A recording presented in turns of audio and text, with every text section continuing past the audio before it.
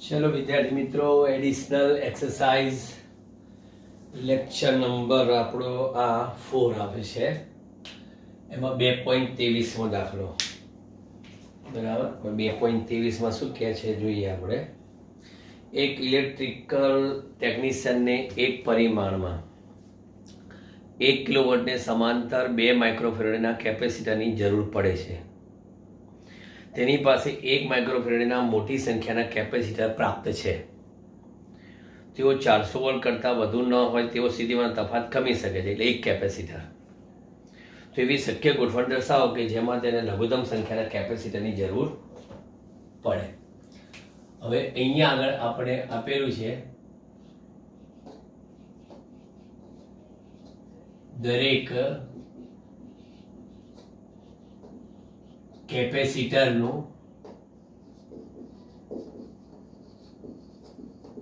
Capacitance C બરાબર 1 micro faraday દરેક કેપેસિટરનું, અને તેમની બે પ્લેટો વચ્ચેનો વિદ્યુત સ્થિતિમાનનો તફાત V કેટલો આપેલો છે? 400 વોલ્ટ ખમી શકે છે. બરાબર. હવે આપણે કહીએ, ધારો કે આવા n કેપેસિટર્સ શ્રેણીમાં જોડી Vs બરાબર 1 કિલોવોટ એટલે 1000 વોલ્ટનો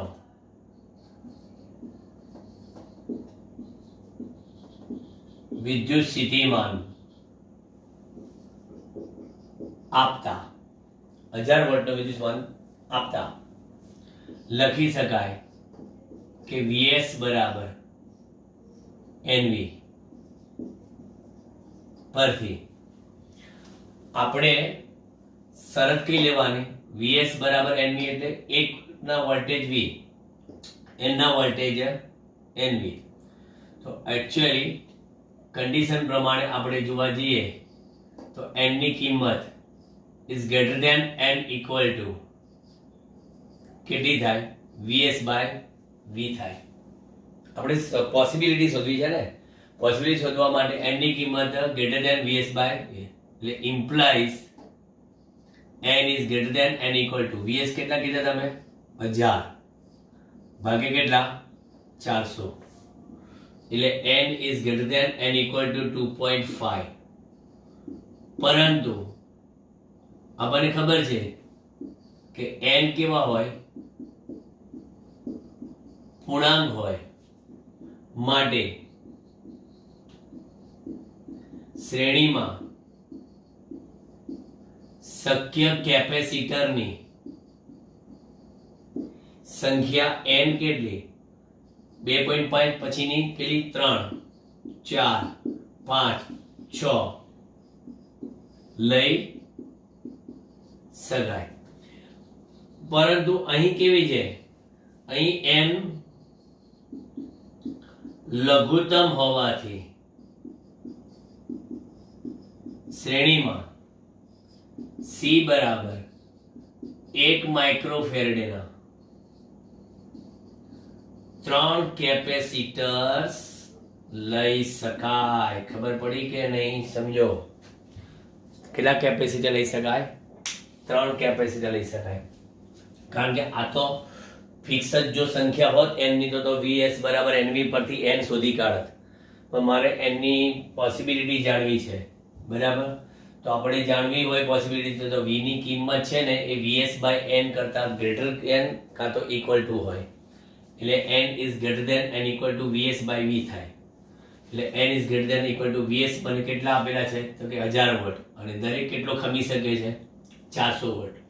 એટલે 1000 ભાગ્યા 400 એટલે કે 10 ભાગ્યા 4 એટલે અઢી. પણ અઢી તો લેવાય નહીં, કે આપણે પૂર્ણાંક સંખ્યામાં રસ છે, એટલે પૂર્ણાંક સંખ્યામાં રસ હોય તો n ની કિંમત કેટલી થાય? 3 થાય. પણ ગ્રેટર ધેન છે એટલે 3 4 5 6 7 એમ. પણ આપણે મેક્સિમમ તો ગમે એટલા થાય, પણ મિનિમમમાં મિનિમમ શરૂઆત ક્યાંથી થાય છે? 3 ની.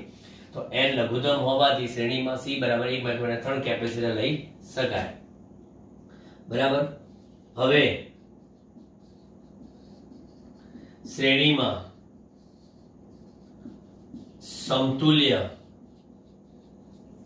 કેપેસિટન્સ C સિરીઝ કેટલા? કે C બાય n. કારણ કે આપણને ખબર છે કે સમાન કેપેસિટન્સ C ધરાવતા n કેપેસિટરને શ્રેણીમાં જોડીએ તો સમતુલ્ય કેપેસિટન્સ કેટલું થાય? કે C બાય n. C કેટલા છે? 1/3 માઇક્રોફેરાડે. ચલો, આ એક વસ્તુ આપણી ક્લિયર થઈ ગઈ શ્રેણીની. એટલે એક હાર થઈ આવી.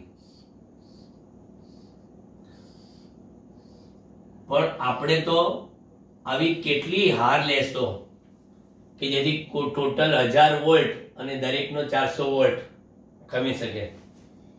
બરાબર. એટલે IC અને IC. બરાબર. આ એક હાર લીધી. બરાબર. આપણે કહીએ ધારો કે આવી 3 કેપેસિટર ના શ્રેણીના સંયોજનની m હાર હોય તો m હાર સમાંતરે જોડેલ હોય તો, આવી m હાર સમાંતરે જોડેલ હોય તો તેમનું સમતુલ્ય કેપેસિટન્સ કેટલું થાય? Cp બરાબર આવી આપણે CS ની એવી m હાર CS વત્તા CS વત્તા CS વત્તા CS વત્તા CS, એટલે કે આવી CS, આ બીજી CS, આવી ત્રીજી CS and m વખત, એટલે Cp બરાબર m into CS થાય. Cp બરાબર અહીં તમને Cp આપેલા છે. હા, તમને કહી દઉં, અહીં તમને Cp કીધેલા છે, ખબર છે કેટલો? 2 માઇક્રોફેરાડ કેપેસિટરની જરૂર પડે છે. 2 માઇક્રોફેરાડ સમાંતરમાં. એટલે Cp બરાબર 2 માઇક્રોફેરાડે આપેલ છે. બરાબર. અહીંયા આગળ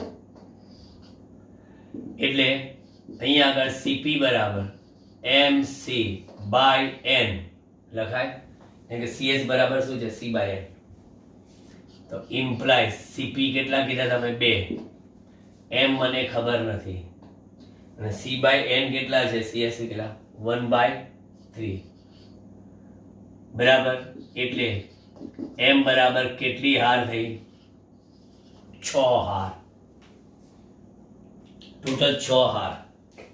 એટલે તમારે બતાવી હોય તો આપણે જોઈએ એ 6 હાર કરતા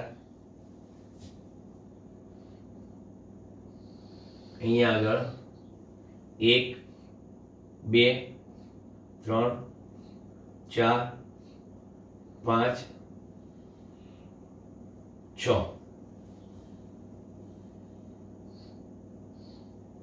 1 2 3. 1 2 3. એ તો 3 જ લેવાની ને દરેક હારમાં. તો 1 2 3. 1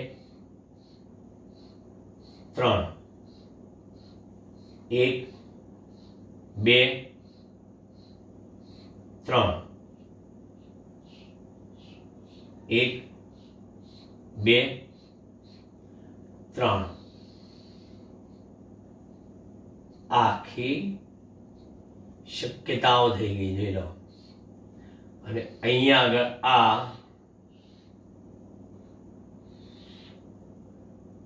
લાગુ પાડેલ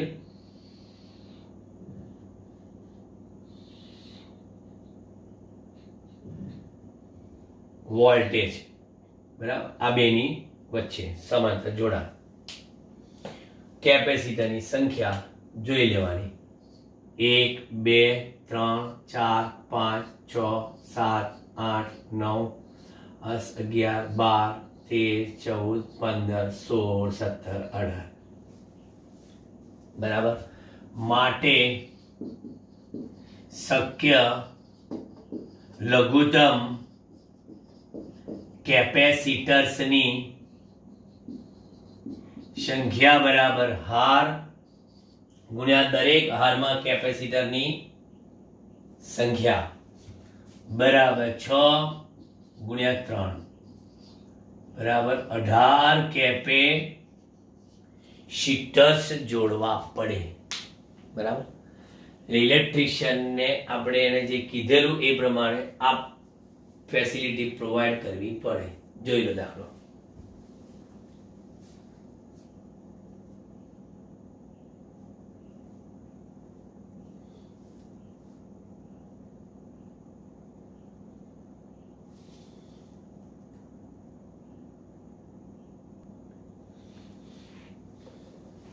બે પોઈન્ટ 24 બે માઇક્રોફેરાડના એક સમાંતર પ્લેટ કેપેસિટરની બે પ્લેટ વચ્ચેનું અંતર 0.5 સેન્ટીમીટર આપેલ છે. ચલો પહેલા તો જે કીધું એ પ્રમાણે લખતા જઈએ.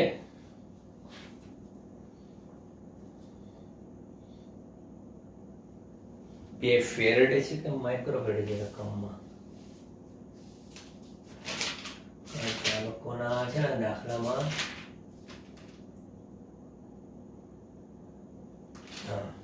તો બરાબર કેપેસિટન્સ 2 ફેરેડે છે, માઇક્રોની. ઓકે. અને અંતર 0.5 સેન્ટીમીટર એટલે કે 5 ગુણ્યા 10 ની -3 કે સેન્ટીમીટર ને મીટર 10 ની -2 અને બીજા પેલા -1 લીધા.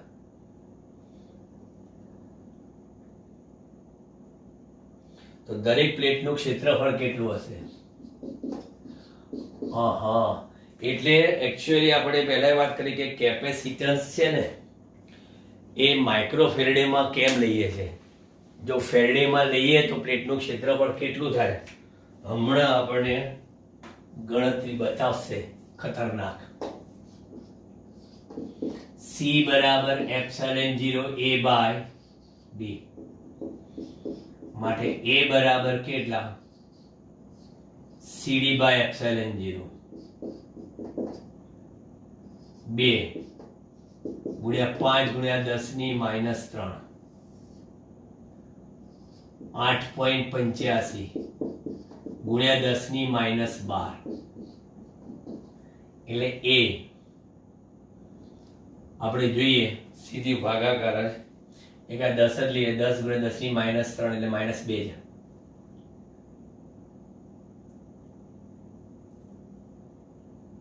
ઓકે.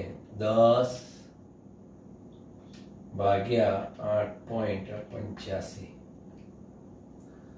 1.13 લઈએ ગુણ્યા 10 ની -12 ઉપર કે +12 12 માંથી 3 જાય 9 આટલા મીટર સ્ક્વેર. જોઈ લો ક્ષેત્રફળ ક્યાં જઈને પહોંચ્યું. ક્ષેત્રફળનો જવાબ 1.13 ગુણ્યા 10 ની 9 ઘાત. બરાબર. હવે આને કિલોમીટરમાં ફેરવવા હોય તો ક્યાં જઈને પહોંચે વિચારો તમે. કિલોમીટરમાં કરીએ ધારો કે આપણે તો A બરાબર 1130 ગુણ્યા 10 ની 6 ઘાત મીટર સ્ક્વેર રાખવું. એટલે A બરાબર 1130 ગુણ્યા 10³ અને એનો સ્ક્વેર, બરાબર, 10³ હા મીટર સ્ક્વેર નો સ્ક્વેર, એટલે તમે જોઈ શકો 10³ મીટર એટલે કિલોમીટર થઈ ગયું, 1130 કિલોમીટર સ્ક્વેર અધધ થઈ ગઈ. આટલી મોટી ક્ષેત્રફળ વાળી કેપેસિટરની પ્લેટ લઈ આવવી પડે, આટલા ક્ષેત્રફળ ધરાવતી. કિલોમીટર તો તમને થોડુંક કિંમત વધારે દેખાડવા માટે છે, બાકી આ જવાબ ઉપર લાઈન કર્યો એ પણ સાચો છે ને આ જવાબ સાચો છે. આ કિલોમીટર બનાવવા માટે આપણે સ્ટેપ થોડું વધારે કર્યું. ચલો 2.24 પછીનો પણ મસ્ત દાખલો છે, સ્વાધ્યાય 2.25. નેટવર્ક આપ્યું છે એનું સમતુલ્ય કેપેસિટન્સ. આમાં તો કેટલી સર્કિટો દોર કરવી પડશે તમારે. આ એક કેપેસિટર આપ્યું છે લોકોએ, આ બીજું કેપેસિટર છે, આ શ્રેણીમાં છે.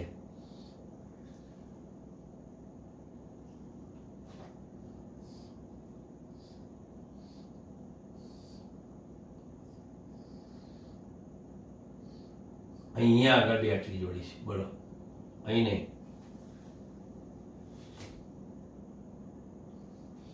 એટલે અહીંયા આગળ C1 C2 C3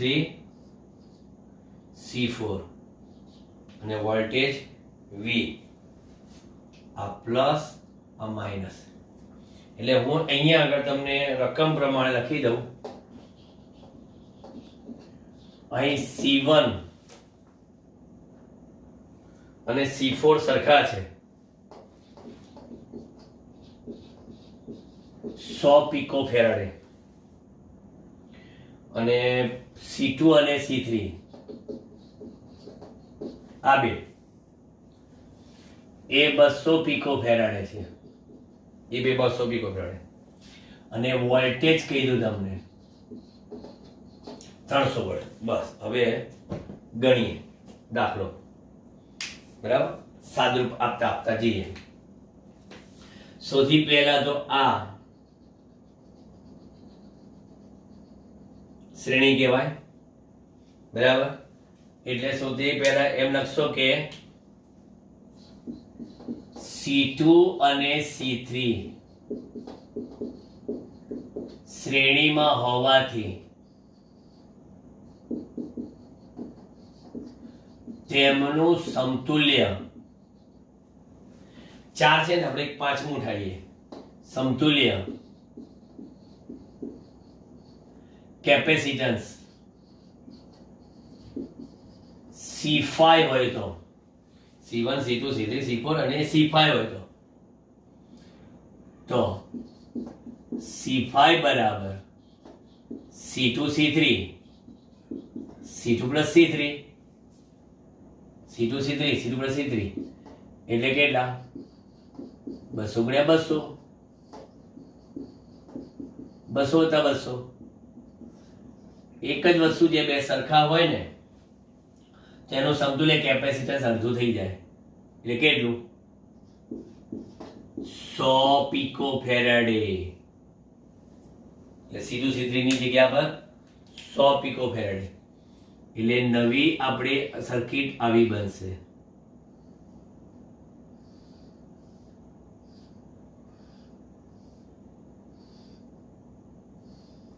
હજી આ બાકી ના તો કે અમારો વારો આવ્યો નથી હજી. આ આપણું C4 C5 અને C1 C4 C2 C3 ગયા. હવે એની જગ્યાએ શું લખાઈ ગયા? C5. હવે આ C5 બતાવ્યું આપણે તો એને શું થશે?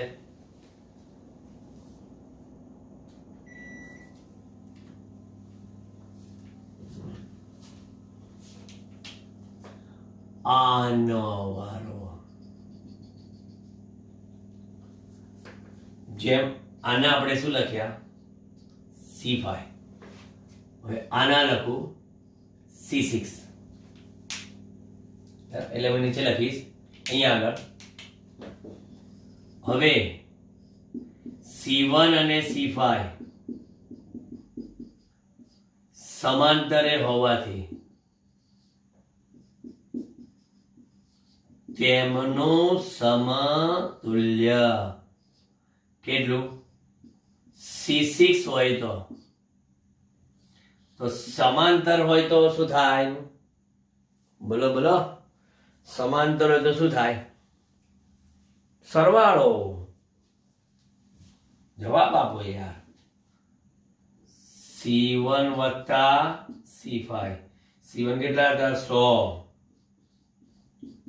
અને C5 100 લાયા એટલે C6 બરાબર ફરી 200 પીકો ફેરાડે. અહીં અંડરલાઈન લખી નાખી. આને લઈ લઈએ. આ બે બધા કેપેસિટરો યાદ રાખજો. સમતુલ્ય શોધતા જઈએ છે. છેલ્લે શોધવાનું છે શું છે ખબર? દરેક કેપેસિટર પર પ્રસ્થાપિત વિદ્યુત ભાર શોધવાનો છે. પણ આ ઝુમખા લઈ લઈને પહેલા આગળ ચાલો. હવે આ C6 લઈને જઈએ. હવે C6 લેશો એટલે આ C6 લો.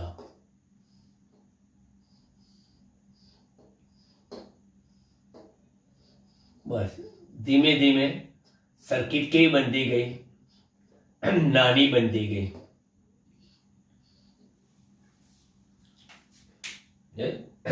નાની નાની નાની. પણ હવે તમને કહી દો, આ બંનેનું જોડાણ શ્રેણી કહેવાય અને એનું સમતુલ્ય કેપેસિટન્સ C કહીએ. બરાબર. હવે શું લખીશ? હવે C6 અને C4 મોટા ભાગના લોકો શું કહે ખબર કે સમાંતરે છે? ના. C6 અને C4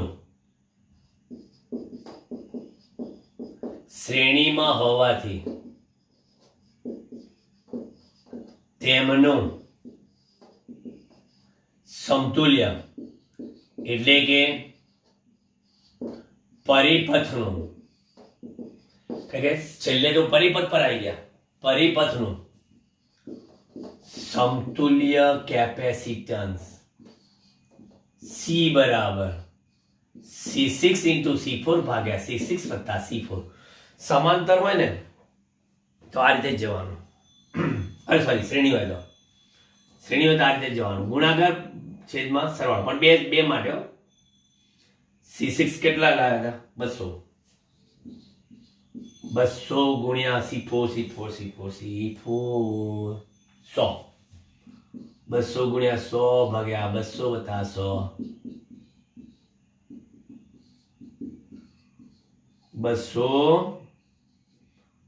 233 પીકો ફેરાડે. સમતુલ્ય કેપેસિટન્સ 233 પીકો ફેરાડે. હવે વિદ્યુત ભાર શોધવો છે તો એમાં એક તો મળી જશે. જો માટે કુલ વિદ્યુત ભાર Q બરાબર CV. કુલ વિદ્યુત ભાર Q બરાબર CV. તો Q બરાબર C. C કેટલા છે? 233. પણ પીકો ફેરાડે છે અને આપણા વોલ્ટ કેટલા છે? આપણા 300. બરાબર. તો ગુણ્યા 300 ગણો ગુણ્યા પીકો ફેરાડેના -12. બોલો. પછી આ જવાબ પછી કુલમમાં હશે ને, પીકો ફેરાડે હટાવી દીધા. 200 ગુણ્યા 300 ભાગ્યા 3. 2 અને 4 મિનિટ. સીધી જ ગણતરી હતી. આ તો કેલ્ક્યુલેટરની ટેવ પડી ગઈ. માટે Q બરાબર 1 2 3 4 જતા રહેશે. 2 ગુણ્યા 10⁻8 કુલમ. હવે આ તો કુલ વિદ્યુત ભાર આવ્યો. આખો પરિપેદનો તો માટે C4 પરનો વિદ્યુત ભાર C4 પરનો વિદ્યુત ભાર Q4 બરાબર 2 × 10⁻⁸ કુલમ અને C6 પરનો વિદ્યુત ભાર પણ 2 × 10⁻⁸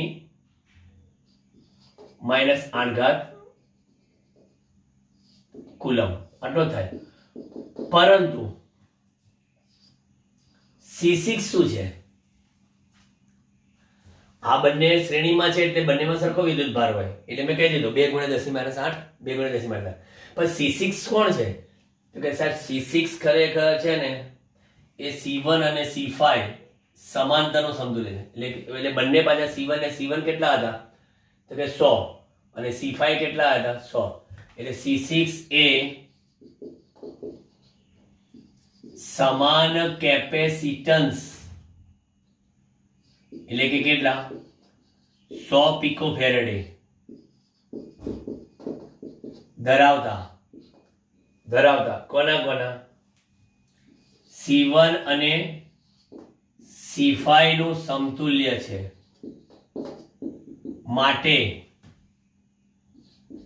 C1 અને C5 પરનો વિદ્યુત ભાર બરાબર અડધો વહેંચાઈ જાય સમાંતરમાં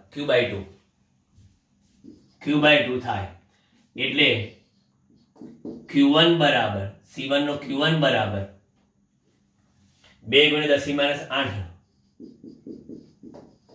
અને એનું અડધું 10⁻⁸ કુલમ અને C5 પર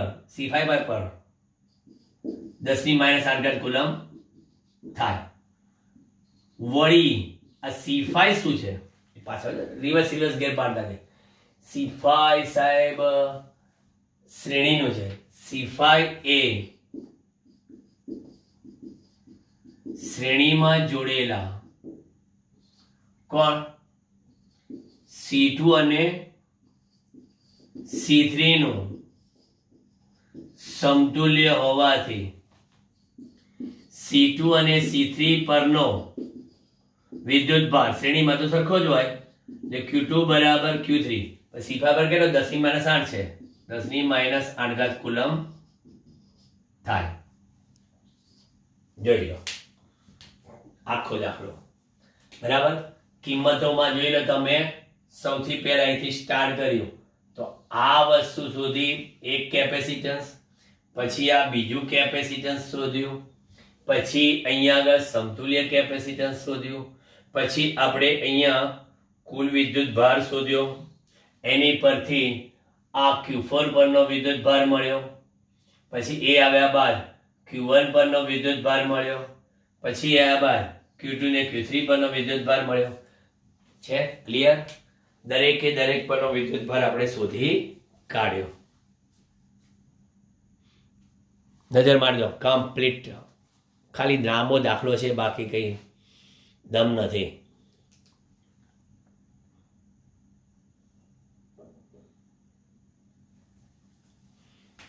ચાલો 2.26. ઓહ, આપણે આગળ 2.24 ના નંબરમાં ભૂલ થઈ ગઈ લખેલા. આગળનું 24 પૂછ્યું જ નહોતું. 25મો થયો દાખલો આપણો હમણાં ગણ્યા. ના બરાબર 24 25 બરાબર છે. બરાબર બે દાખલા. સોરી બે દાખલા. હવે છે એક સમાંતર પ્લેટ કેપેસિટરમાં 90 સેન્ટીમીટર સ્ક્વેર ક્ષેત્રફળ વાળી 90 એટલે એ બરાબર 90 સેન્ટીમીટર સ્ક્વેર ક્ષેત્રફળ એટલે 90 × 10⁻⁴ મીટર સ્ક્વેર ક્ષેત્રફળ વાળી સમાંતર પ્લેટો 2.5 મિલીમીટરના લંબાંતરે આવેલી છે. એટલે ડી બરાબર 2.5 મિલીમીટરના લંબ અંતરે આવેલી છે.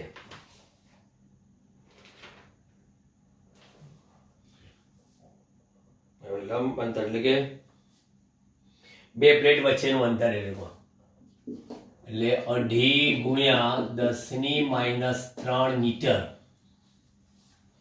એનું અંતર થયું. 400 વોલ્ટના સપ્લાય જોડીને વિદ્યુત ભાર કર્યો, વિદ્યુત ભારિત 400 વોલ્ટનો વિદ્યુત સપ્લાય આપીને વિદ્યુત ભાર કરી. તો કેપેસિટર વડે કેટલી સ્થિત વિદ્યુત ઉર્જા સંગ્રહિત થયેલ છે? યુ બરાબર ક્વેશ્ચન માર્ક. પછી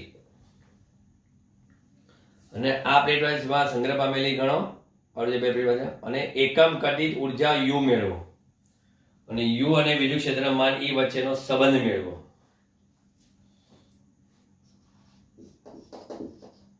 યુ બરાબર ક્વેશ્ચનમાં એકમ કદીઠ સંગ્રહિત વિદ્યુત સ્થિતિ ઉર્જા. સૌથી પહેલા આપણે કોઈ ડાયનેટિક મૂક્યું નથી ને, જોઈ લો પાછા. તો બરાબર. નહીં તો ડાયનેટિક મૂક્યું હોય તો પાછું શું કરવું પડે?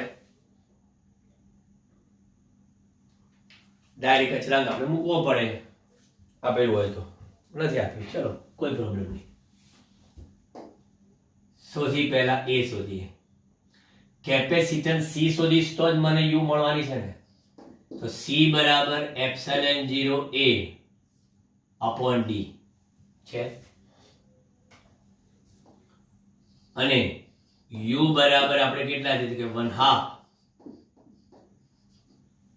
cv².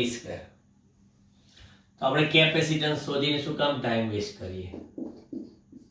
1/2 ε0 a/d into v². બરાબર. હવે વિદ્યુત સ્થિતિ ઉર્જા U બરાબર 1/2 8.85 ગુણ્યા 10⁻12 ક્ષેત્રફળ 90 ગુણ્યા 10⁻4 અને D 2.5 ગુણ્યા 10⁻3 આ થઈ ગયું ε0 a/d. v² એટલે કે 400 નો સ્ક્વેર એટલે કે 16 ગુણ્યા 10⁴ એટલે આપણી પાસે u બરાબર ગણતરી કરીએ કેલ્ક્યુલેટરથી. અહીં આગળ 10⁴ 10⁻4 તો જવા દો એટલે સીધા આપણે 8.85 ગુણ્યા 90 અને બધા ગુણ્યા 90 ગુણ્યા 16 ભાગ્યા 2 ભાગ્યા 2.5 એટલે અહીંયા આગળ 2548.8 ગુણ્યા 10⁻³ -3 ઉપર ગયા એટલે +3 -9 એટલે u બરાબર 1 2 3 બીજા 3 ગયા 549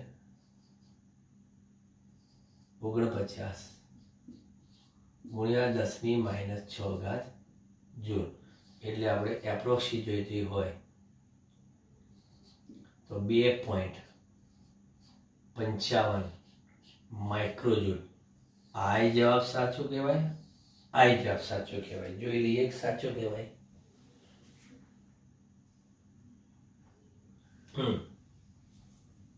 ચાલો હવે એને બીજું શું કીધું છે? એ પતી ગયું. બી માં ઉર્જા ઘનતા યુ બરાબર શું કે ઉર્જા ઘનતા યુ બરાબર ઉર્જા ભાગ્યા કદ. કદ એટલે કેટલું? ઈડી. બરાબર. એટલે પહેલા આ શોધવું હોય તો યુ બરાબર આપણે 2.55 ગુણ્યા 10⁻6 છેદમાં ક્ષેત્રફળ 90 ગુણ્યા 10⁻4 ગુણ્યા 2.5 ગુણ્યા 10⁻³ એટલે યુ બરાબર ઉર્જા ઘનતા શોધીએ આપણે. ચાલો 2.55 ભાગ્યા 90 ભાગ્યા 2.5 0.01133 ગુણ્યા -7 ઉપર જાય +7, 7 માંથી 6 જાય તો 1, એટલે કે u બરાબર અહીંયા 1 પોઈન્ટ જશે બરાબર, એટલે -1 + 1 એટલે કે 0.1133 જૂલ પ્રતિ મીટર ક્યુબ. આ ઉર્જા ઘનતા આવી બરાબર. આ આપણને ઉર્જા ઘનતા કહે છે. હવે તમને ખબર છે કે ઉર્જા ઘનતા બરાબર ઉર્જા ભાગ્યા એડી. ઉર્જા એટલે 1/2 cv² ભાગ્યા એડી. થિયરીમાં આપણે સાબિત કરેલું યાદ હોય તો દિમાગ કહો તસદીદો 1/2 c એટલે ε0a/d v² by ad a cancel u બરાબર 1/2 ε0 v² by d², પરંતુ v by d બરાબર તો e છે, એટલે કે વિદ્યુત ક્ષેત્ર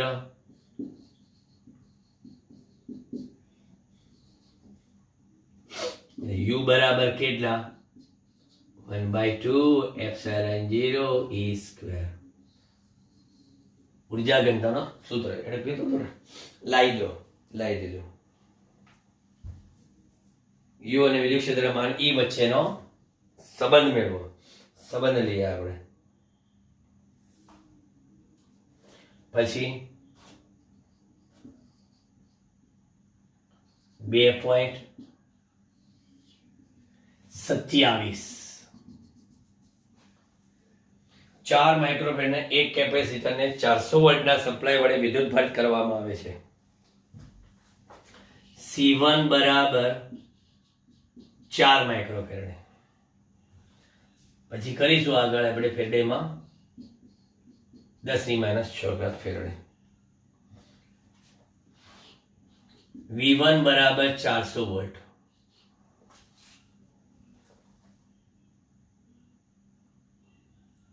જુદું પછી સપ્લાય જુદું પાડીને વીજભારિત ન હોય તેવા બીજા C2 બરાબર 2 માઇક્રોફેરાડ એનું કેપેસિટન્સ છે. 2 માઇક્રોફેરાડ અને વીજભાર રહિત છે, એટલે V2 બરાબર 0 વોલ્ટ એવું લખાય. તો પ્રથમ કેપેસિટરમાં કેટલી ઉષ્મા ઉર્જા અને વિકિરણ દ્વારા ગુમાવાતી ઉર્જા શોધો આપણે. બહુ સરસ દાખલો છે. પ્રારંભિક ઉર્જા અને અંતિમ ઉર્જા. મેં આ બીજું વીજભાર રહિત છે ને એટલે લખ્યું. સૌથી પહેલા પ્રારંભિક વિદ્યુત સ્થિતિ ઉર્જા કોની? C1 ની. તો U1 બરાબર 1/2 CV1². U1 કેટલી થઈ? 1/2 C1 એટલે 4 ગુણ્યા 10⁻⁶. 16 ગુણ્યા 10⁴. કારણ કે 400 છે એટલે શું આવશે? 32 ગુણ્યા 10⁻⁶ + 4, 6 માંથી 4 -2 જૂલ. આ આપણો જવાબ છે પહેલો. U1 બરાબર 1 મિનિટ C1 4 બીજું 4. વોલ્ટેજ કેટલા હતા આપણે? 1 મિનિટ રકમમાં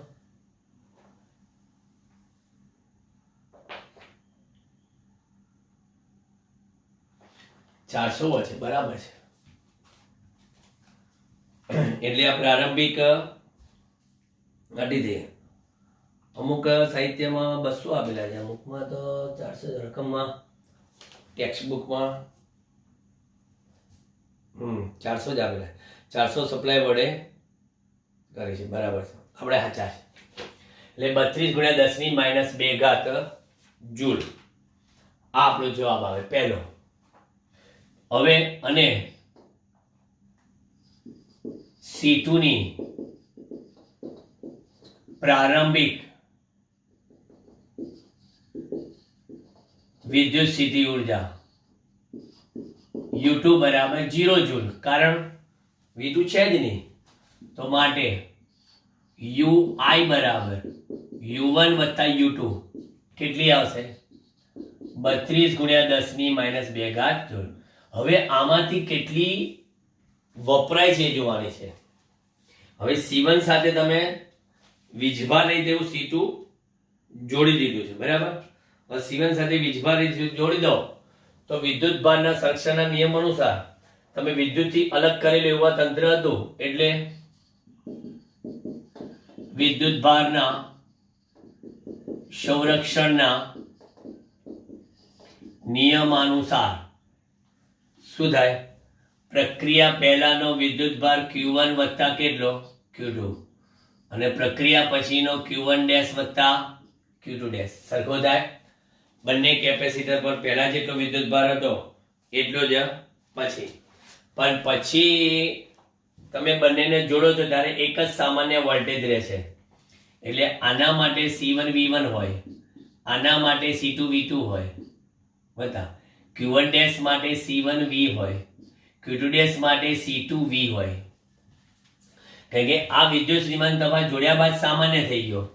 આ પહેલા અલગ અલગ હતો, C1 V1 વત્તા C2 V2 બરાબર C1 V વત્તા C2 V, એટલે C1 V1 વત્તા C2 V2 બરાબર C1 પ્લસ C2 બાર V થઈ જાય. તો સામાન્ય વિદ્યુત સ્થિતિમાનનો તફાવત શોધવો હોય તો V બરાબર કેટલો થાય? તો કે C1 V1 વત્તા C2 V2 ભાગ્યા C1 વત્તા C2. એટલે કિંમત જ મૂકી દઈએ આપણે, એટલે શું આવશે?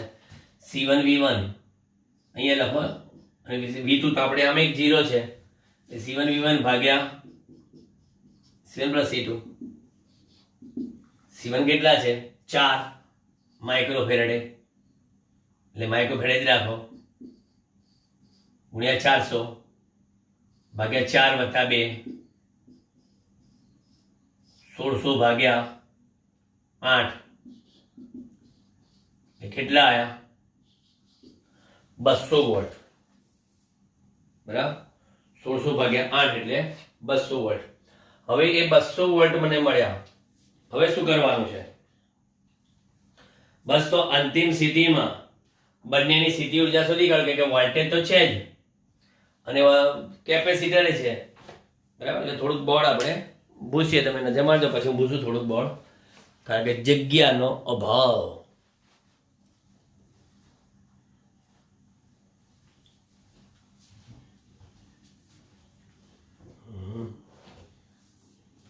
તાજી કરાવી દીધી, માથેથી ભાર હળવો કર્યો.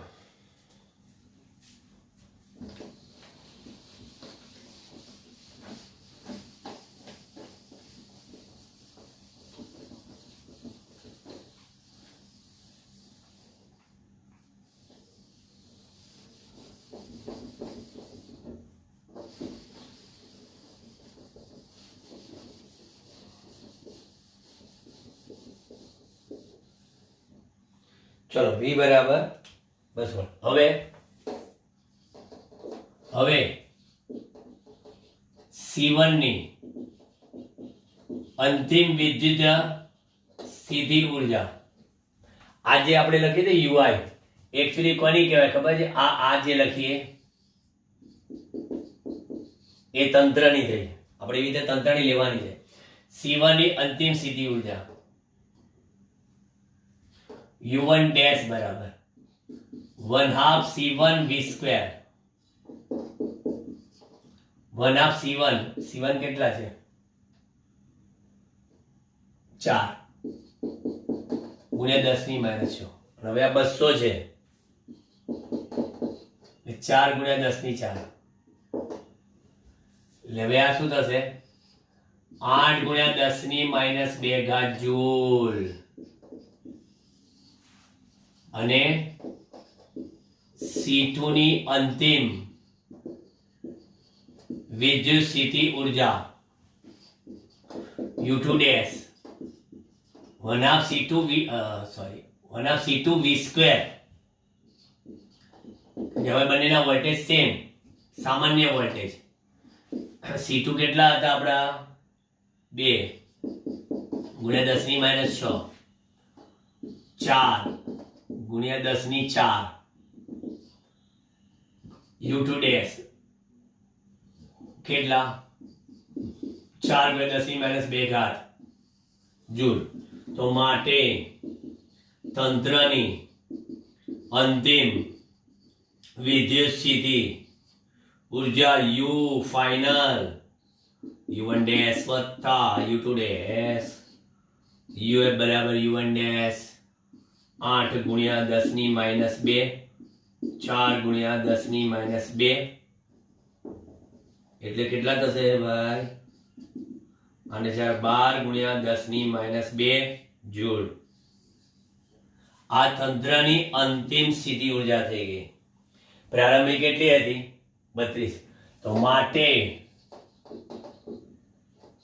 ગુમાવાતી ઊર્જા UI માઇનસ UF કેટલી 32 ગુણ્યા 10 ની માઇનસ 2 માંથી 12 ગુણ્યા 10 ની માઇનસ 2 જાય,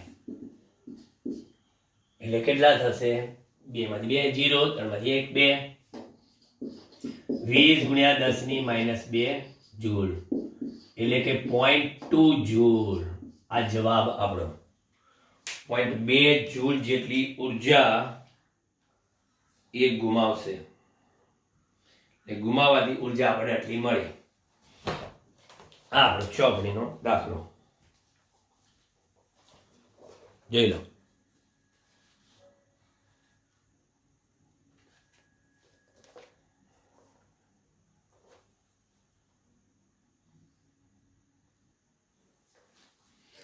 ચોપડીમાં પાછળનો જવાબ એડજસ્ટ કરીને અમુક ડાયજેસ્ટ વાળાએ કર્યું છે. રકમ બદલી, આપણે નથી બદલવી. એ લોકોએ શું કર્યું છે ખબર છે, આ જે છે ને આ વોલ્ટેજ બરાબર એ 200 વોલ્ટ લેતા, આ 400 ની જગ્યાએ 200 વોલ્ટ લેતા એ બદલાય છે, એટલે I બદલાઈ જશે બરાબર. આ 200 વોલ્ટ લેશો તો આ બદલાઈ જશે. 200 વોલ્ટ લેતા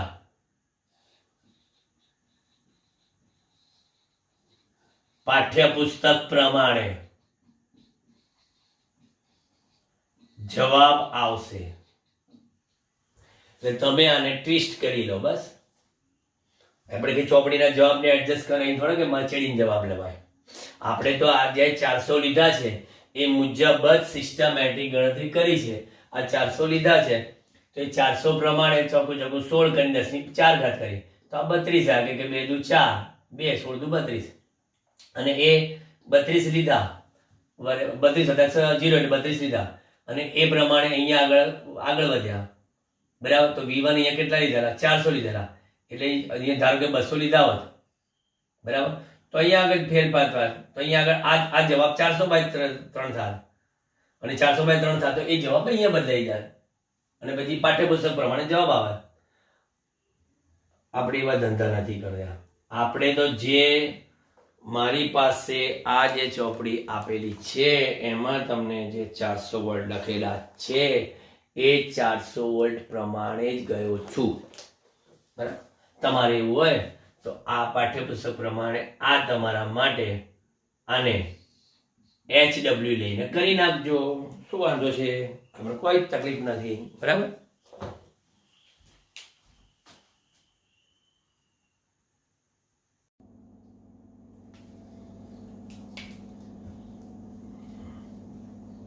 બે પોઈન્ટ 28 દર્શાવો કે સમાંતર પ્લેટ કેપેસિટર પર લાગતા બળનું માન 1/2 કેપિટલ QE છે, જ્યાં Q એ કેપેસિટર પરનો વિદ્યુત ભાર અને E પ્લેટો વચ્ચેના વિદ્યુત ક્ષેત્રનું માન છે. ચાલો અહીં આગળ આપણી પાસે કેપેસિટરની એક પ્લેટ, અહીંયા આપણી બીજી પ્લેટ, આ પ્લેટ ઉપર ધન વિદ્યુત ભાર, એટલો જ આ પ્લેટ પર ઋણ વિદ્યુત ભાર, એટલે અહીંયા Q1 બરાબર પ્લસ Q અને Q2 બરાબર માઇનસ Q. અહીંયા પ્લેટ્સમાં આ બધું ધનના કારણે ઉદ્ભવતું વિદ્યુત ક્ષેત્ર છે અને અહીંયા આગળ ઋણના કારણે દાખલ થતું વિદ્યુત ક્ષેત્ર છે. આ રીતે આને આપણે કહીએ E1 સદિશ અને આને કહીએ આપણે E2 સદિશ.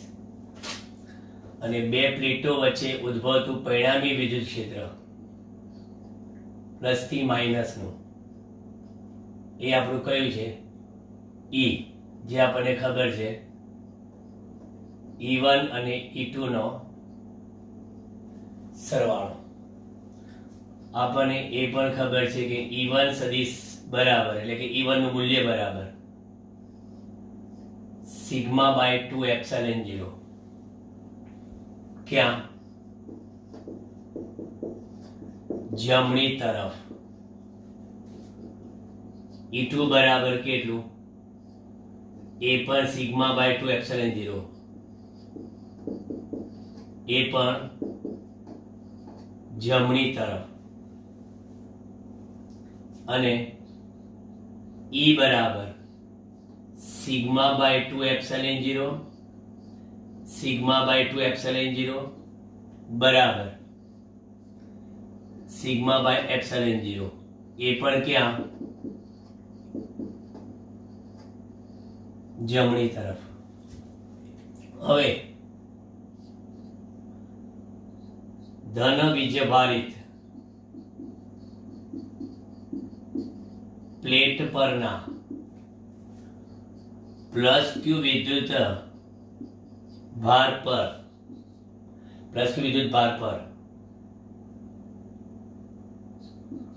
ઋણ વીજભારિત પ્લેટ પરના વિદ્યુત ક્ષેત્રના કારણે લાગતું આકર્ષી બળ અને એનું મૂલ્ય F બરાબર કેટલું?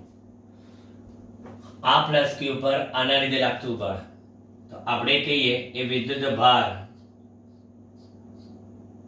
ગુણ્યા, આપણે વિદ્યુત ભાર Q ના લખીએ, Q1 લખીએ. આ વિદ્યુત ભાર Q1 અને વિદ્યુત ક્ષેત્ર કેટલું? E2. આ Q1 પર આ Q2 ના લીધે લાગતું આકર્ષી બળ. પણ Q1 એટલે તો Q છે અને E2 બરાબર કેટલા છે? તો કે સાહેબ E2 બરાબર સિગ્મા બાય 2 એપ્સિલોન 0. એટલે આને આપણે આમ લખીએ કે Q by 2 into sigma by epsilon 0. તો પછી આ બળનું મૂલ્ય કેટલું આવ્યું? 1/2 Q અને સિગ્મા બાય એપ્સિલોન 0 બરાબર તો શું છે? E.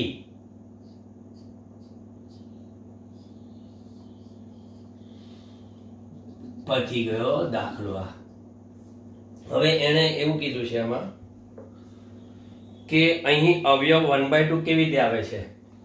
અહીં અવયવ 1/2 માં શું કહે છે ખબર છે? કે પ્લેટની તરતની અંદર તરફ વિદ્યુત ક્ષેત્ર E છે અને તરતની બહાર તરફ વિદ્યુત ક્ષેત્ર કેટલું છે? 0 છે. એટલે સરેરાશ વિદ્યુત ક્ષેત્ર કેટલું થાય આ પ્લેટમાં? આ પ્લેટ બરાબર સપોઝ ધન વિદ્યુત ભારે, તો અહીંયા વિદ્યુત ક્ષેત્ર E બરાબર 0 અને અહીંયા વિદ્યુત ક્ષેત્ર E બરાબર. તો સરેરાશ વિદ્યુત ક્ષેત્ર આજે આપણે લાવવાના છે એ કેટલું? 0 વત્તા E ભાગ્યા 2 એટલે કેટલું મળ્યું? E/2. એટલે આ બળ એ સરેરાશ વિદ્યુત ક્ષેત્રના કારણે છે, એટલે આ 1/2 અવયવ આવે છે. અહીંયા E ને આ બાજુ 0 એટલે ચાલો જવાબ આપણો ક્લિયર. 2.29 માં આપણને એક કેપેસિટર પ્રકારની ગોળાકાર કેપેસિટરમાં સમકેન્દ્રીય ગોળાકાર સુવાહકને યોગ્ય અવાહક ટેકા વડે તેમના સ્થાનો પર જકડી રાખેલા છે. આકૃતિ આપેલી છે. દર્શાવો કે તેમનું કેપેસિટન્સ આ રીતે થાય.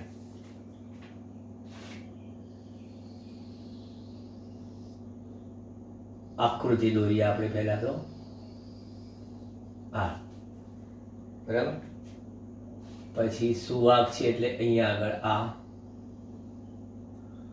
ગોળાકાર કવચ,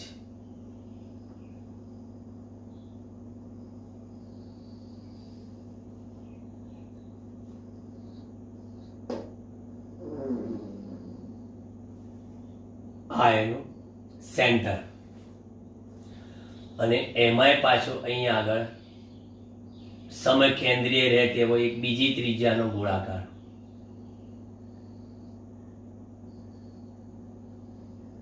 એ પણ આપણે દોરી દીધો. ચલો, આની ત્રિજ્યા કેટલી આપી છે લોકોએ?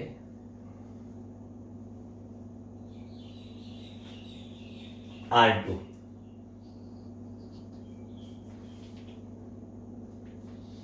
અને આ ત્રિજ્યા કેટલી આપેલી છે? R1. અહીં બધા વિદ્યુત ભાર પ્લસ પ્લસ પ્લસ,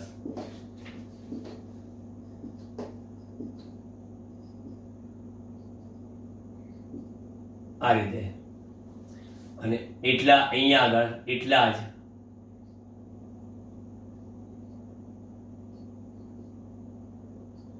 માઇનસ,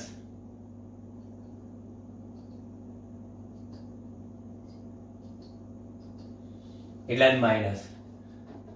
એટલે અહીંયા આગળ આ પ્લસ ક્યુ છે ને અહીંયા આગળ આ માઇનસ ક્યુ છે. ચલો એ આપી દો. વિદ્યુત ક્ષેત્ર બધાને ખબર છે કે ધનમાંથી ઉદ્ભવતું ઋણમાં દાખલ થતું, એટલે આ વિદ્યુત ક્ષેત્ર આપણને આપી દીધું છે. આ રીતના ધનમાંથી ઉદ્ભવતું અને ઋણમાં દાખલ થતું એવું વિદ્યુત ક્ષેત્ર. ચલો પછી બસ આકૃતિનું કામ પતી ગયું. આ બધા વિદ્યુત ક્ષેત્ર છે. હવે ગોળાકાર કેપેસિટર ની વાત કરી. R1 R2 અનુક્રમે બહારના અને અંદરના ગોળાઓની ત્રિજ્યા છે. તો વિદ્યુત સ્થિતિમાનના તફાવતના કોન્સેપ્ટનો ઉપયોગ કરો. વિદ્યુત સ્થિતિમાન એટલે શું? ઇન્ટિગ્રેશન લેવાનું છે આપણે. બોલો શું થશે? વિદ્યુત સ્થિતિમાનનો કોન્સેપ્ટ. અહીંયા આગળ ધારો કે આપણે કોઈ એક ડિસ્ટન્સ લઈ લઈએ આપણે વિદ્યુત ક્ષેત્રનું મૂલ્ય લેવા માટે. એ અહીંયા આગળ કોઈ r અંતરે આવેલા બિંદુથી થોડુંક આગળ જઈએ આપણે, કારણ કે કેન્દ્રથી તમે જેમ જેમ દૂર જાઓ વિદ્યુત ક્ષેત્રનું મૂલ્ય એ અંતર અનુસાર શું થશે? બદલાતું જશે. એટલે kq/r². એટલે વિદ્યુત સ્થિતિમાનનો તફાવત v બરાબર ઇન્ટિગ્રેશન ફ્રોમ ક્યાંથી ક્યાં જવાના તમે? R2 થી R1 ક્ષેત્રની વિરુદ્ધમાં. એટલે અહીંયા આગળ v બરાબર ઇન્ટિગ્રેશન ફ્રોમ r2 થી r1 EDR cos 90, કારણ કે તમે ક્ષેત્રની વિરુદ્ધમાં જાઓ છો, સોરી cos 180 એટલે -1 એટલે v બરાબર r2 થી r1 ઓફ શું લખશો EDR, કારણ કે E ને DR પરસ્પર વિરુદ્ધ દિશામાં છે એવું આપણે એક નળાકાર કેપેસિટન્સ લાવ્યા હતા ને એમાં બતાવ્યું હતું. હવે અહીંયા આગળ E ની કિંમત કેટલી, પરંતુ E બરાબર kq બાય r2, એટલે સમગ્ર કવચ પરનો વિદ્યુતભાર કવચના કેન્દ્ર પર કેન્દ્રિત થયેલો છે તેમ ગણીને આપણે ચાલીએ છીએ. r2 r1 kq by r2 into dr, v બરાબર kq બહાર લઈ લીધા, 1/r2 નું સંકલન ખબર છે -1/r, ઉપલી સીમા r2 ઉપલી સીમા r1 નીચલી સીમા r2, સીમા હજી બદલી નથી આપણે, માટે v બરાબર kq માઇનસ ઉપલી સીમા 1/ કેટલા r1, 1/r1 minus minus plus 1/r2 એટલે v બરાબર kq 1/r2 માઇનસ 1/r1 એટલે v બરાબર kq r1 minus r2 upon r1 r2, એટલે q બાય v લખી નાખો. તો q બાય v લખશો તો અહીં શું થશે, r1 r2 અપોન k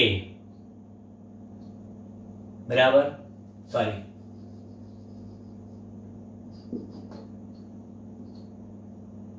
બરાબર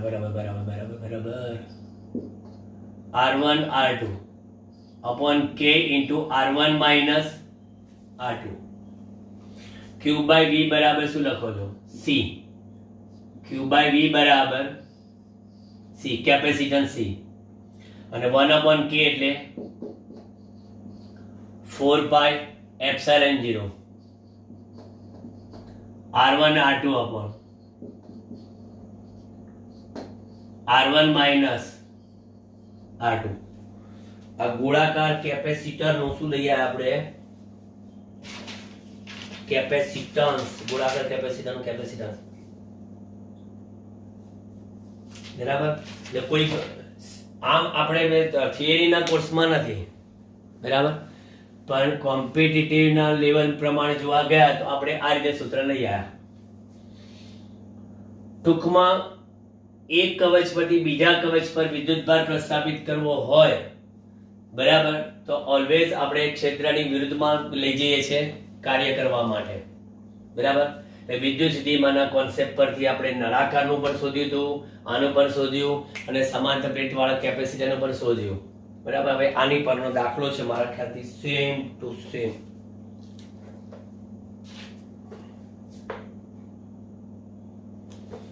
એટલા બાદ જોડાઈ દઈએ ટાઈમ બગાડ્યા વગર. સ્વાધ્યાય 2.30,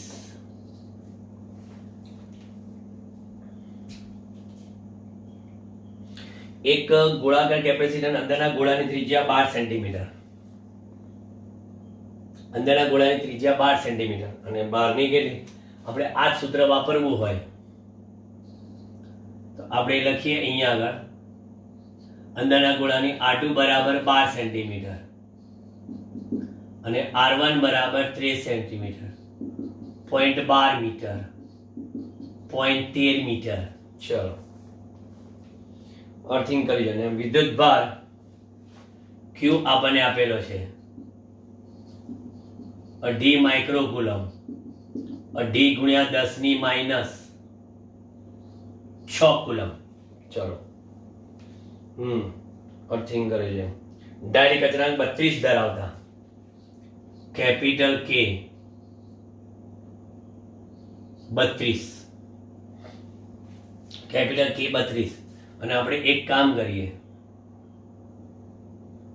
બીજું કે 4 પાઈ એપ્સિલોન 0 બરાબર 1 અપોન કે લઈએ, એટલે 1 અપોન 9 into 10⁹ એકમ લખીએ. 4 પાઈ એપ્સિલોન 0 બરાબર આપણે કામ કેપિટલ કે સ્મોલ કે, બાકી બધી બધું ક્લિયર થઈ ગઈ. સી બરાબર ક્વેશ્ચન માર્ક, વિદ્યુત સ્થિતિમાન ક્વેશ્ચન માર્ક બરાબર, એટલે આમ ભાગ પાડી દઈએ. ચલો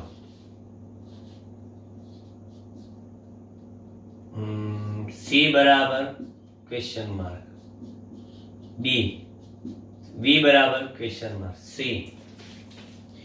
આ કેપેસિટરને 12 સેમી ત્રિજ્યાના અલગ કરેલા ગોળાના, એટલે કે ધારો કે કેપિટલ આર બરાબર 12 સેન્ટીમીટર, એટલે કે 0.12 મીટરનું હોય, તો નવું કેપેસિટન્સ કેટલું થાય એ શોધો, અને એ કેપેસિટન્સને આ કેપેસિટન્સ સી સાથે સરખાવો. ક્લિયર? જોઈ લેજો, માહિતી વધે.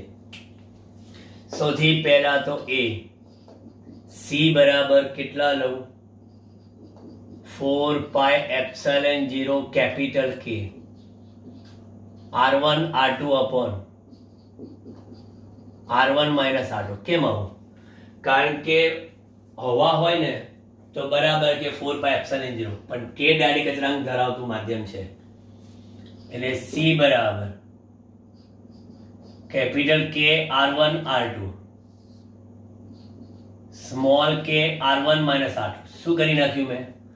4 પાઈ એપ્સિલોન 0 ની જગ્યા પર 1 અપોન કે મૂકી દીધા. 32 ગુણ્યા 0.13, 32 ગુણ્યા 0.13 ગુણ્યા 0.12 ભાગ્યા 9 into 10⁹ ગુણ્યા 0.13 ઓછા 0.12. સી બરાબર કેલ્ક્યુલેટર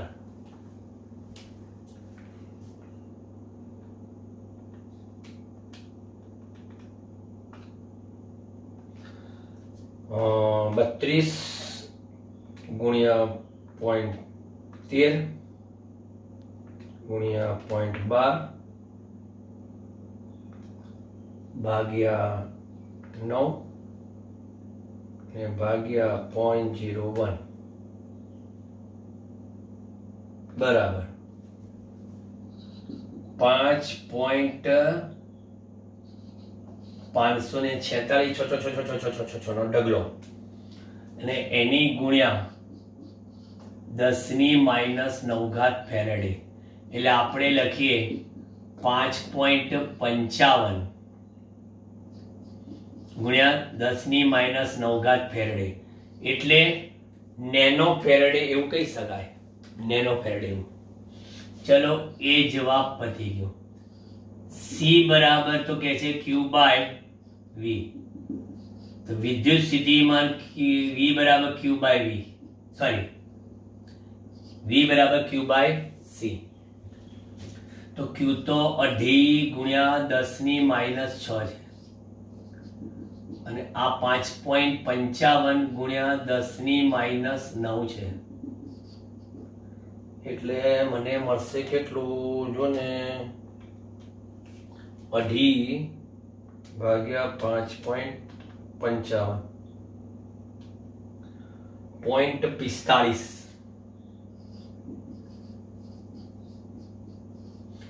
9 પર જાય 3 આટલા વોલ્ટ, એટલે એમ લખી શકાય 4.5. ચલો સી જોઈએ. સીમાં શું કહે છે? સી ડેશ બરાબર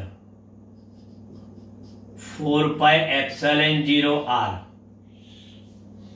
આ કઈ રીતે થયું ખબર છે?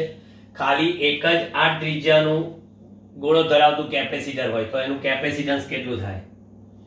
તો હું C ડેશ બરાબર, પણ એમાં ડાઇલેક્ટ્રિક અચળાંક લેવાનો છે કે નથી લેવાનો એ જોઈ આપેલું છે રકમમાં. ના, ડાઇલેક્ટ્રિક અચળાંક ના, એમાં નથી લેવાનો. એટલે આપણે સીધું જ લખીએ R/K એટલે 0.12 ભાગ્યા 9 ગુણ્યા 10 ની 9, 0.12 ભાગ્યા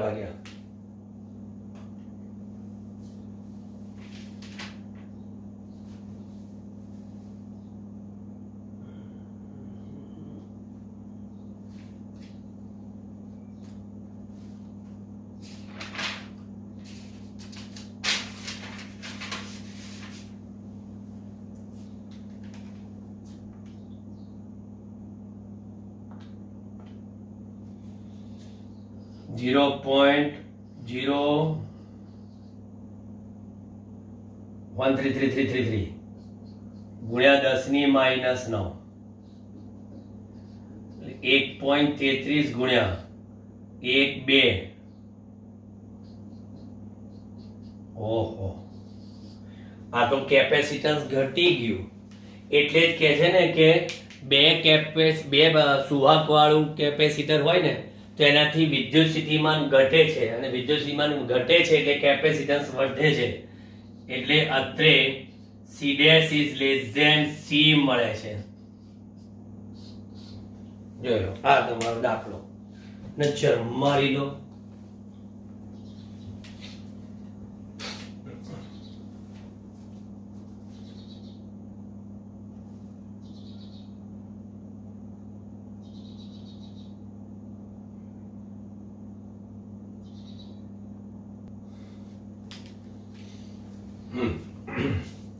બે 2.32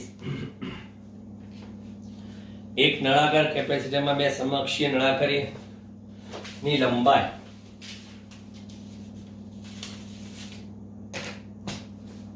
આપેલી છે. L બરાબર કેટલી આપેલી છે? 15 સેન્ટીમીટર એટલે 0.15 મીટર. ચલો, ત્રિજ્યાઓ 1.5 અને 1.4 આપેલી છે. 1.5 અને 1.4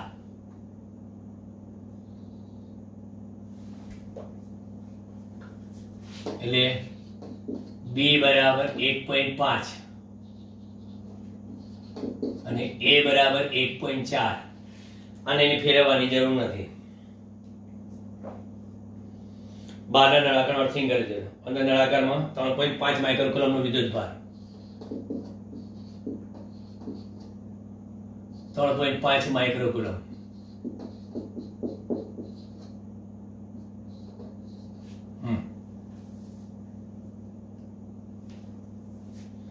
તો વિદ્યુત સ્થિતિમાન શોધો.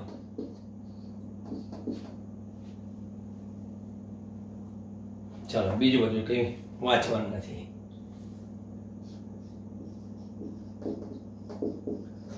નળાકાર કેપેસિટરનું કેપેસિટન્સ C બરાબર શું થશે? 2πε0L upon ln B/A. આવું કંઈક સૂત્ર હતું આપણી. લા યાદ રહેતો. એટલે આને આમ લખતા હતા 2πε0L upon 2.303 log base 10 B/A. હવે C બરાબર આપણે ધારો કે કેપેસિટન્સ માંગ્યું નથી તો C બરાબર Q/V લખી નાખીએ. એટલે મેં લખી નાખ્યું Q/V C ની જગ્યા પર, અને 2 વડે ગુણ્યા અને 2 વડે ભાગી દઉં તો 2 વડે ગુણ્યા એટલે શું થાય? 4πε0. એટલે ઉપર ખાલી L રહે નીચે 2k થાય ઇન્ટુ 2.303 લખાય log base 10 b by a. Clear?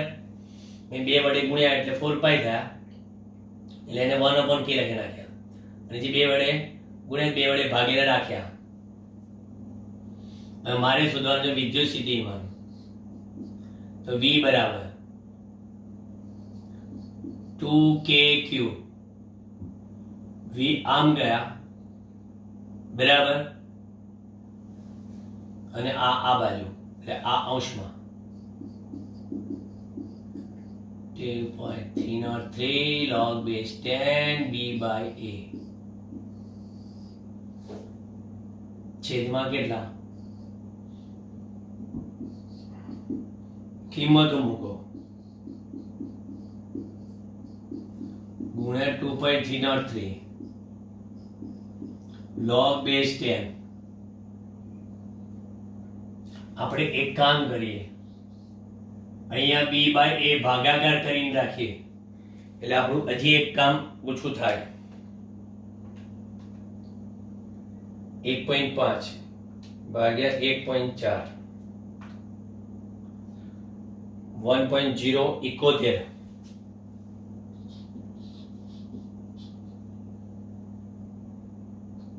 1.071 એમ તો છે આવી કિંમત જરૂર નહીં એટલે 1.071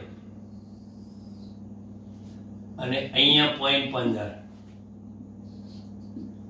1.071 નો log લખીશું પણ એ પહેલા જેટલા અપાય એટલાના સાદુરૂપ આપી દઈએ 2 ગુણ્યા 9 ગુણ્યા 2.303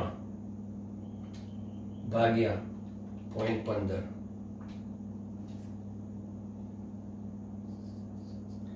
276.36 કર્યા એની ગુણ્યા 10 ની 9 કર્યા અને એની ગુણ્યા હું log લખીશ 0.10 નો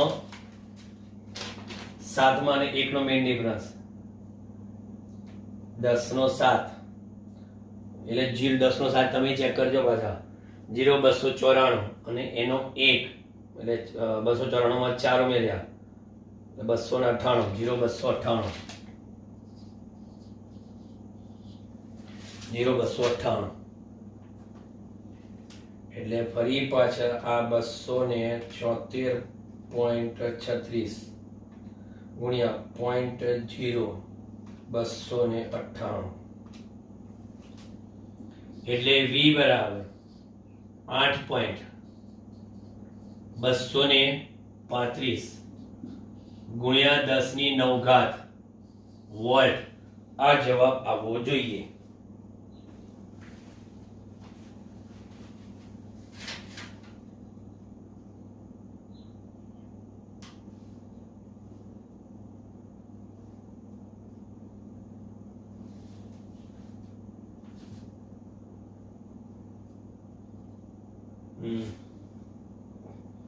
ચેક કરો કયો આવે છે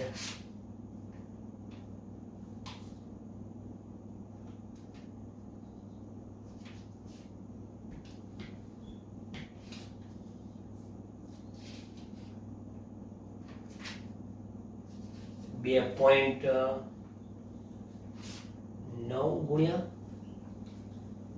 કેમ શું લોચો મારે આપણે ક્યુ ની કિંમત એક જ મિનિટ આપણે ક્યુ ની કિંમત રહી ગઈ લેવાની ફરી ચેક કરજો અહીં આપણે લખ્યું કે ક્યુ ક્યુ બરાબર અહીંયા રહી ગયા લખવાના કે જો 2 કે પછી સીધા લીધા અને એટલે ક્યુ ની કિંમત કેટલી છે 3.5 ગુણ્યા 10 ની -6 બરાબર. એટલે આપણે જો બીજું ક્યાંય નથી કરવાનું આ છેલ્લામાં જ ચેન્જ આવશે આ બધું બરાબર એની ગુણ્યા 3.5 ગુણ્યા 10 ની -6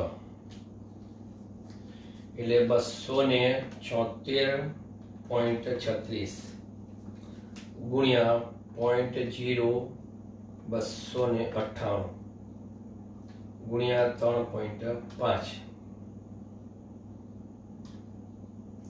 એટલે v બરાબર 28.82 9 માંથી 6 જાય એટલે કે 3 એટલે v બરાબર 1 પોઈન્ટ અહીંયા આવે એટલે 2.88 ગુણ્યા 10⁴ આ આવે.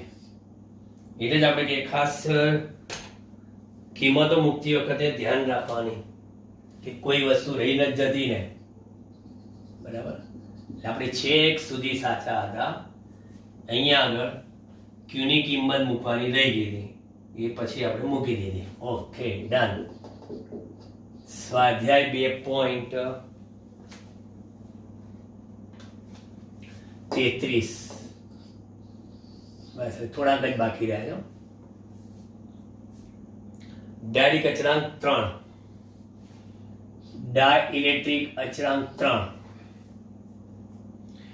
ડાઇલેક્ટ્રિક સ્ટ્રેન્થ લગભગ 10⁷ વોલ્ટ પ્રતિ મીટર ધરાવતી દ્રવ્યની મદદથી 1 કિલોવોટની રેટિંગ ધરાવતા એક સમાંતર પ્લેટની રચના કરવી છે.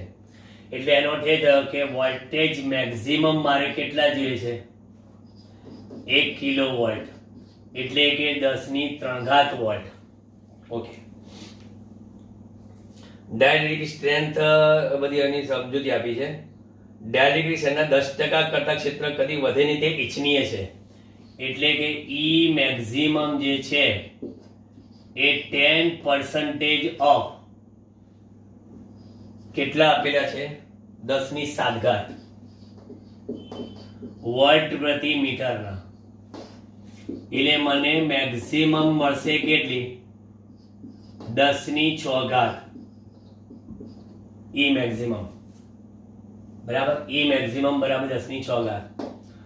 હવે આપણે બે પ્લેટ વચ્ચેના અંતરમાં એવું કીધું છે એને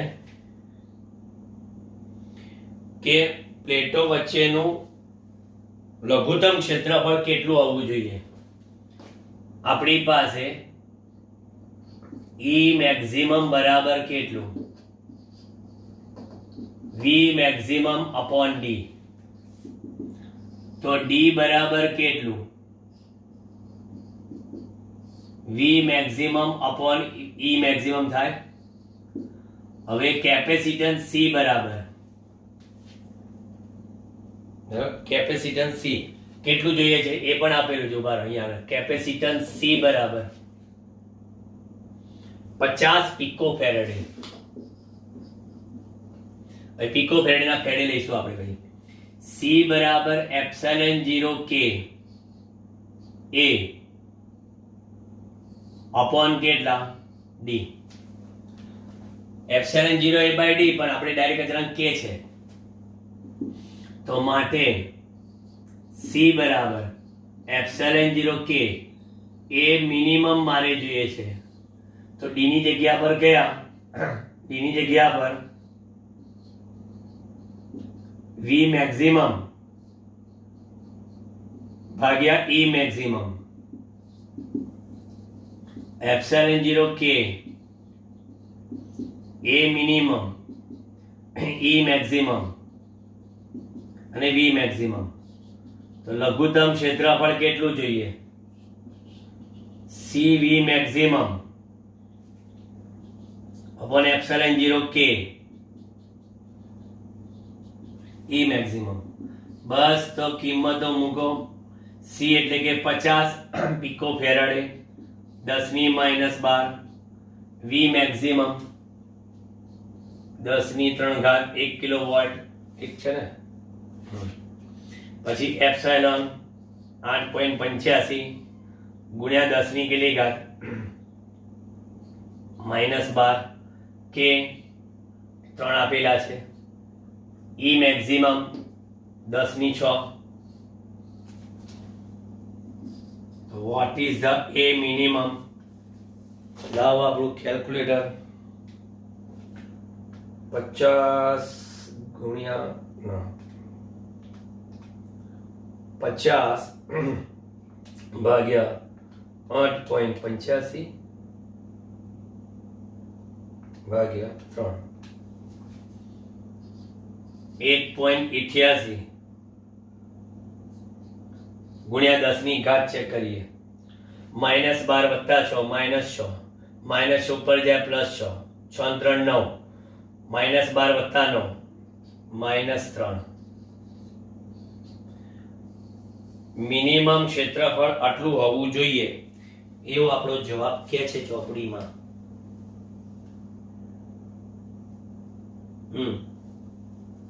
1.88 ગુણ્યા કેટલા 10 ની -3 મીટર સ્ક્વેર હોવું જોઈએ. ઓકે, જરા નજર મારો એકવાર.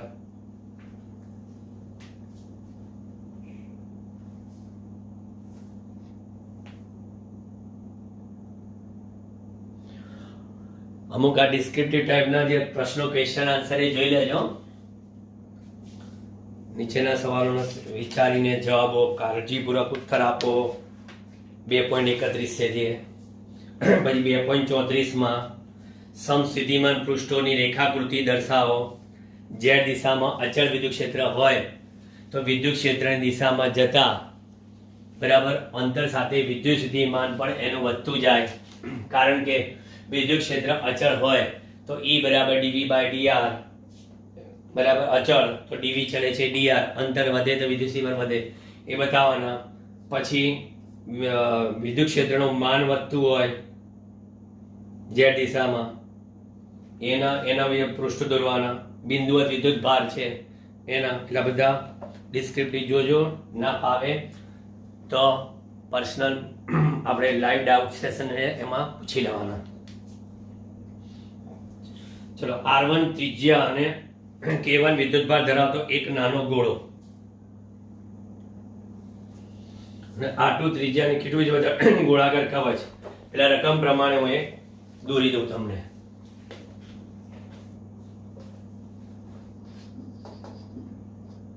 સ્વાધ્યાય 2.35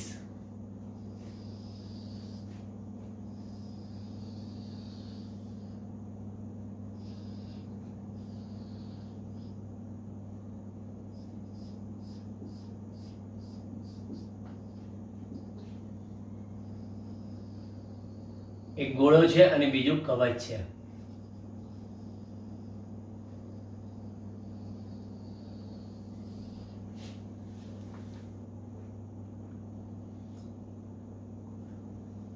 R1 ત્રિજ્યા એટલે એની આપણે ત્રિજ્યા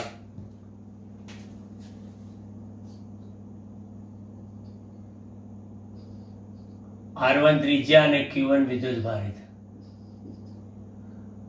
R2 ત્રિજ્યા અને Q2 વિદ્યુત ભારિત.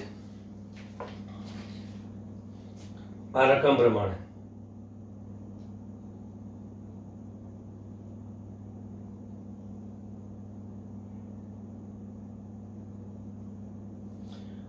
બરાબર. Q1 પોઝિટિવ તો કવચ પર કોઈ પણ વિદ્યુત ભાર Q2 તો પણ તે વિદ્યુત ભાર ગોળાથી કવચ પર વલણ પામશે જ એવું દર્શાવો. બંનેને તાર વડે જોડો પછી. અત્યારે આપણે તાર જોડતા નથી બરાબર. તો સૌથી પહેલા ગોળા પરનું વિદ્યુત સ્થિતિમાન V1 મને લખાવો. બોલો, ગોળા પરનું વિદ્યુત સ્થિતિમાન શું કહેશો? ગોળા પરનું વિદ્યુત સ્થિતિમાન V1 બરાબર. તો જો ગોળાની સપાટી પરનું વિદ્યુત સ્થિતિમાન બરાબર, તો સૌથી પહેલા KQ1 અપોન તમે કેટલું લખશો? તો કે KQ1 અપોન R1. આ ગોળાની સપાટી પરનું વિદ્યુત સ્થિતિમાન KQ1 અપોન R1 વત્તા કવચનું અહીંનું સ્થિતિમાન. તો કવચમાં સપાટી પર અને અંદર સ્થિતિમાન સરખું જ હોય તો KQ2 અપોન શું લખશો? અહીંનું સ્થિતિમાન કે અહીંનું સ્થિતિમાન? આટલું લખશો, કવચનું અહીંયા આગળ લખશો તો KQ2 upon R2. આ ગોળા પરનું થઈ ગયું. હવે કવચ પરનું વિદ્યુત સ્થિતિમાન, હવે V2 લખો તો એ ગોળાના લીધે KQ1 by R2 થાય. KQ1 by R2 થાય. પણ કવચનું તો KQ2 by R2 no R2 જ રહે. એટલે કે કવચનું સપાટી પર લો કે અંદર લો તો પછી વિદ્યુત સ્થિતિમાનનો તફાવત V1 minus V2 કેટલો થાય? KQ1 by R1 વત્તા KQ2 by R2 minus KQ1 by R2 minus KQ2 by R2. KQ2 by R2, KQ2 by R2 cancel.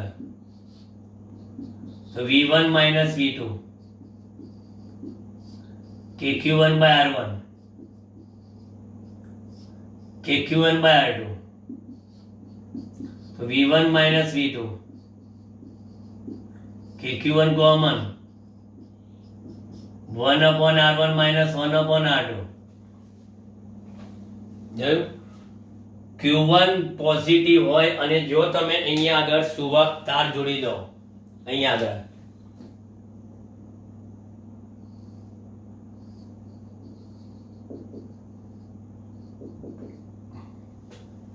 સુવાહક તાર જોડો તો ગોળા પરનો વિદ્યુત ભાર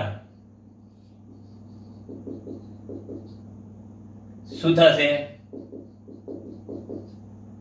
સ્થાનાંતર પામી કવચની સપાટી પર જશે. ક્યાંનો? ગોળા પરનો વિદ્યુત ભાર. આ એક જાતનો શું આવ્યો ખબર તમને? આ વાન ધ ગ્રાફ જનરેટરનો સિદ્ધાંત. આ એક વાદગ્રાફ જનરેટર એક એવું સાધન છે કે જે ખૂબ જ ઊંચું પોટેન્શિયલ આપે છે. બરાબર? તો Q1 પોઝિટિવ હોય તો આપણને આ પોટેન્શિયલ ડિફરન્સ આપણને ખૂબ જ મોટું મળે. તો ગોળા પરનો વિદ્યુત ભાર એ સુવાહક તાર મારફતે એ ક્યાં સ્થાનાંતર પામે? કવચની સપાટી પર. એટલે આપણે જે કીધું ને આન્સર દર્શાવો કે શું કીધું હતું કે જો Q1 ધન હોય અને બંનેને તારથી જોડેલા તો કવચ પર કોઈ પણ વિદ્યુતભાર Q2 હોય તો પણ વિદ્યુતભાર ગોળાથી કવચ પર વહન પામશે. કારણ કે આ ફાઇનલ સૂત્રમાં કવચ પરનો વિદ્યુતભાર આવતો નથી. લો, આ તમારા કમ્પ્લીટ દાખલાઓ પૂરા થઈ ગયા. એડિશનલ એક્સરસાઇઝ ખૂબ જ લાંબી હતી એડિશનલ એક્સરસાઇઝ, પણ શાંતિથી સમજો. કોમ્પિટિટિવ સ્પર્ધાત્મક માટે બહુ જ કામનું. હવે આપણે જઈ રહ્યા છીએ પ્રકરણ નંબર 3 તરફ પ્રયાણ કરવા. ઓકે, ચાલો. અને વાતાવરણમાં હવે મસ્ત ઠંડક પ્રસરી ગઈ છે, એટલે પ્રકરણ નંબર 3 ઠંડક વાળા વાતાવરણમાં આપણે ભણવાનું આવશે. Okay, done.